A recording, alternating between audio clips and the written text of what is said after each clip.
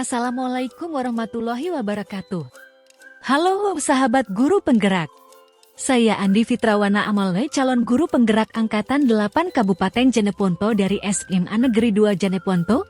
Pada video kali ini, saya akan memaparkan tugas 2.3.8, yaitu koneksi antar materi modul 2.3, coaching untuk supervisi akademik. Tujuan pembelajaran khusus, calon guru penggerak menyimpulkan dan menjelaskan keterkaitan materi yang diperoleh dan membuat refleksi berdasarkan pemahaman yang dibangun selama modul 2 dalam berbagai media.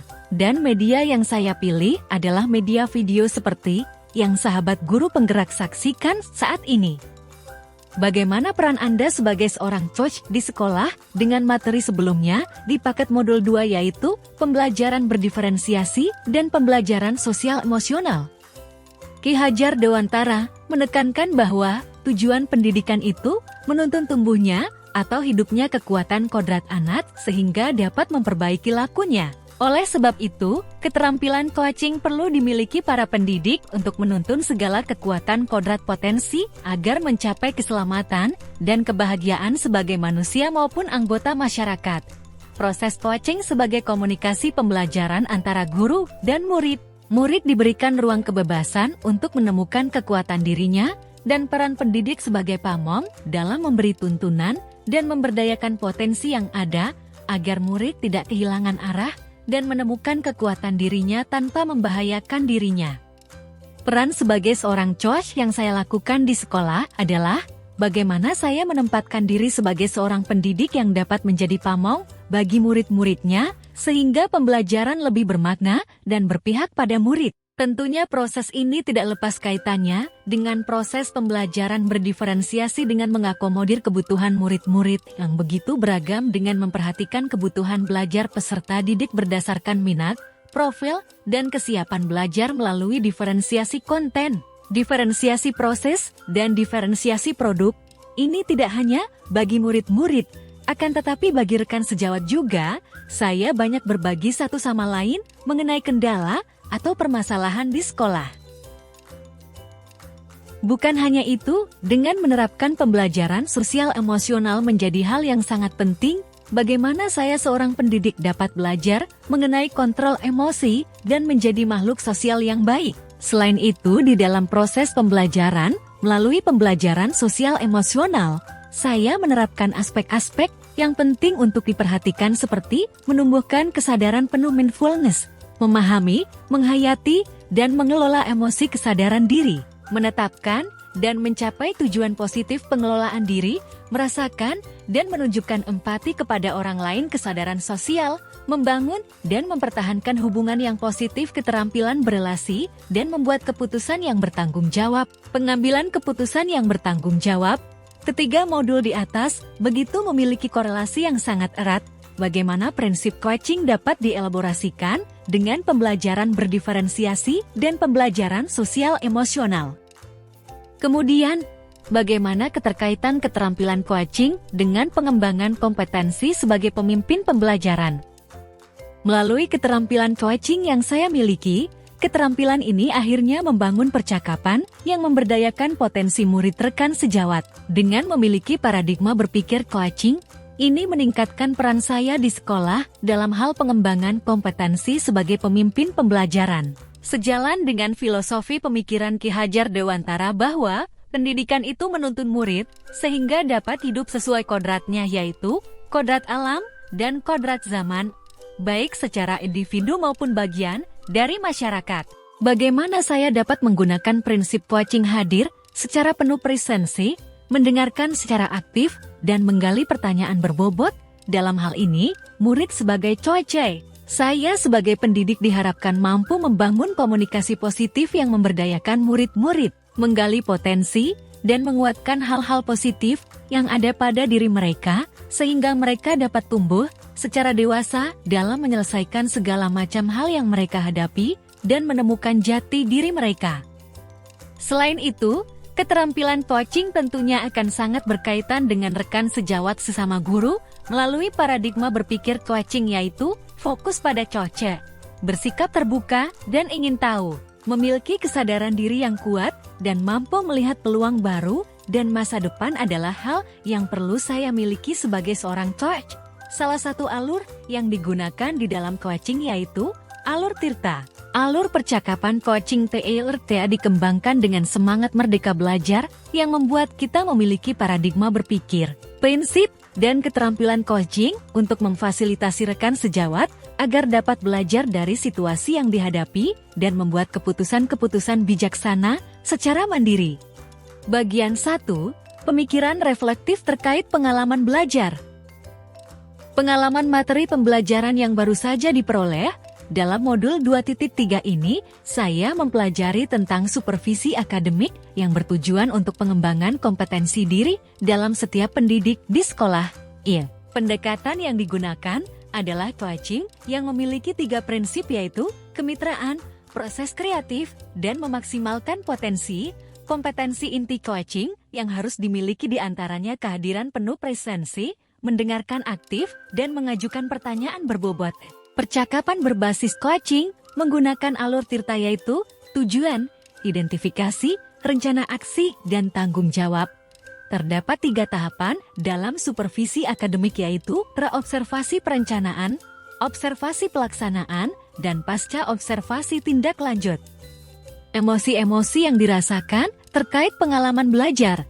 Pertama, cemas.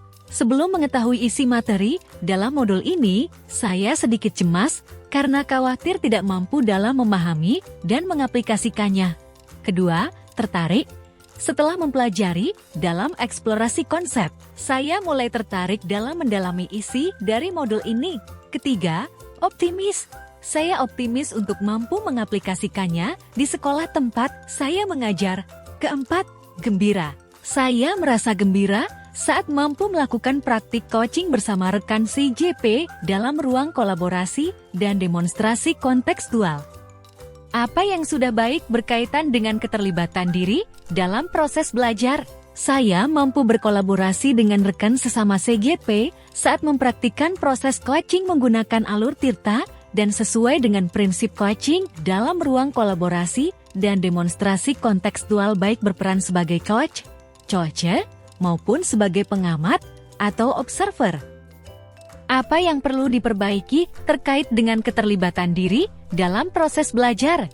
Yang perlu diperbaiki adalah kemampuan dalam mengajukan pertanyaan berbobot agar dapat menggali informasi permasalahan pada diri coach sehingga dapat menemukan solusi atas permasalahan yang dihadapi. Keterkaitan terhadap kompetensi dan kematangan diri pribadi. Setelah saya mempelajari modul 2.3 tentang coaching dalam supervisi akademik, kompetensi saya mulai berkembang ditandai dengan mampu mempraktikkan proses coaching menggunakan alur Tirta baik sebagai coach maupun pengamat. Saat saya mempraktikkan proses coaching, saya harus mampu mengendalikan diri dari asumsi-asumsi pribadi dan rasa emosi, sehingga muncul kematangan berpikir dan bertindak agar sesuai dengan prinsip coaching yaitu kemitraan, proses kreatif, dan memaksimalkan potensi. Bagian kedua, analisis untuk implementasi dalam konteks calon guru penggerak. Memunculkan pertanyaan kritis yang berhubungan dengan konsep materi dan menggalinya lebih jauh, bagaimana agar prinsip coaching dapat diterapkan dalam kegiatan supervisi di sekolah. Prinsip coaching dapat diterapkan jika kepala sekolah memiliki pengetahuan tentang coaching dalam supervisi akademik dan mau mengaplikasikannya. Kegiatan supervisi jangan hanya bertujuan sebagai bagian penilaian guru saja, namun supervisi harus dijadikan sebagai cara untuk meningkatkan kompetensi akademik guru, sehingga tidak hanya melakukan observasi kelas saja, tapi harus ada percakapan pra-observasi dan pasca-observasi. Dalam percakapan pra-observasi, kepala sekolah harus mendiskusikan perencanaan yang akan dilakukan oleh guru, sedangkan saat pasca observasi, kepala sekolah memberikan umpan balik dan tindak lanjut terkait pelaksanaan observasi kelas yang dilakukan guru. Mengolah materi yang dipelajari dengan pemikiran pribadi sehingga tergali wawasan insight baru. Coaching dalam supervisi akademik dapat berpengaruh dalam terwujudnya pemimpin pembelajaran yang berpihak pada murid. Pembelajaran yang berpihak pada murid adalah hal yang sangat penting untuk diterapkan dalam lingkungan sekolah. Agar dapat terwujud pembelajaran yang berpihak pada murid, maka guru harus memiliki kompetensi menjadi pemimpin pembelajaran. Menjadi pemimpin pembelajaran harus memahami perkembangan murid secara menyeluruh, tidak hanya aspek kognitif saja, namun juga harus memahami karakter dan sosial emosional murid. Dengan demikian, tujuan coaching dalam supervisi akademik untuk mengembangkan kompetensi guru agar dapat meningkatkan kinerja dan terwujudnya pembelajaran yang berpihak pada murid. Menganalisis tantangan yang sesuai dengan konteks asal calon guru penggerak baik tingkat sekolah maupun daerah. Tantangan terberat adalah menyeragamkan pemahaman tentang coaching dalam supervisi akademik kepada komunitas sekolah. Supervisi akademik hanya dijadikan sebagai penilaian rutin kepala sekolah kepada guru saja. Seharusnya dapat dijadikan sebagai pedoman untuk meningkatkan kompetensi guru. Memunculkan alternatif solusi terhadap tantangan yang diidentifikasi. Alternatif solusi yang dapat dilakukan adalah melakukan sosialisasi kepada seluruh komunitas sekolah saat kegiatan rapat guru, agar terjadi penyeragaman persepsi tentang makna supervisi akademik. Solusi selanjutnya adalah dengan memberikan contoh praktik coaching dalam supervisi akademik melalui berbagai media informasi digital yang diakses oleh seluruh komunitas sekolah. Bagian ketiga, membuat keterhubungan. Pengalaman masa lalu, saya pernah disupervisi oleh wakil kepala sekolah dan pengawas sekolah, namun kegiatan supervisi tersebut hanyalah sebatas menjalankan kewajiban saja tanpa mengetahui makna supervisi yang sebenarnya. Kegiatan supervisi akademik hanya dilakukan saat wakil kepala sekolah pengawas melakukan observasi kelas saja tanpa adanya kegiatan praobservasi dan pasca observasi, sehingga hanya sebatas pemberian nilai guru saja. Penerapan di masa mendatang, ke depan kegiatan supervisi ini harus dijadikan salah satu bagian dalam peningkatan kompetensi guru dalam bidang akademik dengan menggunakan prinsip coaching, yaitu kemitraan, proses kreatif, dan memaksimalkan potensi. Konsep atau praktik baik yang dilakukan dari modul lain yang telah dipelajari, modul 2.1, dalam pembelajaran berdiferensiasi, murid dikelompokkan berdasarkan kebutuhan belajarnya, agar dapat memaksimalkan potensi yang dimiliki. Begitu pula dengan praktik coaching yang harus memaksimalkan potensi coaching agar dapat menemukan sendiri solusi atas permasalahan yang dihadapi. Modul 2.2, dalam pembelajaran sosial emosional, terdapat teknik KISTOP dan mindfulness yang dilakukan untuk dapat membuat suasana menjadi lebih kondusif. Saat melakukan coaching pun, seorang coach harus menerapkan teknik tersebut agar dapat fokus dan terwujud kehadiran penuh saat melakukan proses coaching.